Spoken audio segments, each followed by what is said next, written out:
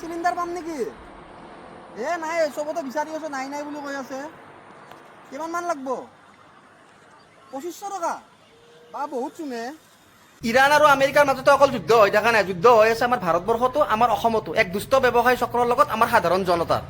এতিয়া চাব, চৰকাৰে মাত্ৰ মিডিয়াত কৈছিলে যে চিলিণ্ডাৰৰ অলপমান স্কাৰচিটি হ'ব পাৰে, গতিকে আপোনালোকে অলপমান মানে সাৱধানে চলিব। সেই কথাষাৰ কৈছিলে মাত্ৰ। আমাৰ অসমত কি হ'ল, 30 দিনীয়া চিলিণ্ডাৰ খতম। ৰাতিপুৱা যাৱাৰ লগে লগে যোনে যোনে মিডিয়া চালে, নিউজ চালে, তেখেতসকলে লগালগ মানে চিলিণ্ডাৰৰ দাম বঢ়াই দিলে। এতিয়া কি হ'ব, 1000 টকাত দামী চিলিণ্ডাৰটো আজি মানুহে 3000 টকাত কিনি আছে। এতিয়া চিলিণ্ডাৰৰ দাম বঢ়াৰ লগে লগে যিখিনি ইলেক্ট্ৰনিক্স আইটেম আছে, আমাৰ যেনেকৈ হিটাৰ চিটাৰ ইণ্ডাকশ্যন এনেকুৱা ধৰণৰ হেৰি আছে, সিহঁতৰ কোম্পানীবিলাকেও কি কৰিলে, চিলিণ্ডাৰতো দাম বাঢ়িছে। এতিয়া মানুহে ধৰক মানে হেৰি কিনিব লগা হ'ব, তেতিয়া সিহঁতে সেই মেচিনাৰী বস্তুবোৰৰ দাম বঢ়াই দিব।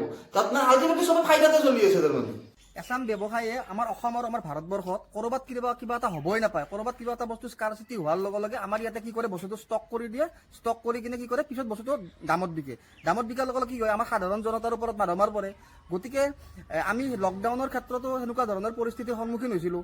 লকডাউনৰ টাইমতো আমি ধৰক এনেকুৱা বহুত মানে বস্তু ধৰক মানে ষ্টক বহুত থাকে, কিন্তু আমি বহুত দামত কিনিব লগাত পৰিছিল। গতিকে এইটো বস্তু কি কাৰণত হয়, এইটো বস্তুটো কণ্ট্ৰল কিয় কৰিব পৰা নাই?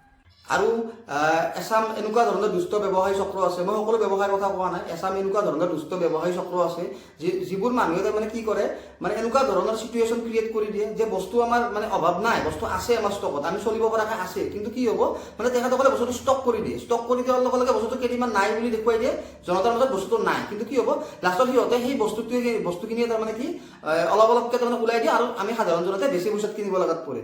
আমাৰ ভাৰতবৰ্ষত বা আমাৰ অসমত কিয় এনেকুৱা হয় মই ক'ব নোৱাৰোঁ। মানে কিবা এটা কাৰণত ধৰক মানে লকডাউনে হ'ল বা এনেকুৱা ধৰণৰ প্ৰাকৃতিকভাৱে কিবা এটা ঘটনা ঘটিল, বা কৃত্ৰিমভাৱে ধৰক কিবা এটা এনেকুৱা ঘটনা ঘটিল, য'তে কি যি প্ৰব্লেম নহওক কিয়, মানে কি এছাম মানুহত তাৰমানে কেনেকুৱা হয়, যিখিনি মানে ধৰক পইচা থকা ধনী চনী মানুহ আছে, সিহঁতৰ প্ৰব্লেমটো একো নহয়, সিহঁতে দামত হ'লেও কিনিব। কিন্তু মানে মাৰটো পৰে আমাৰ সাধাৰণ জনতাৰ মাজত।